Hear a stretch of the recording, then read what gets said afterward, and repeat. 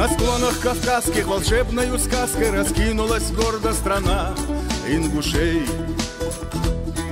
Для доблестной жизни во славу отчизны растили здесь горцы своих сыновей.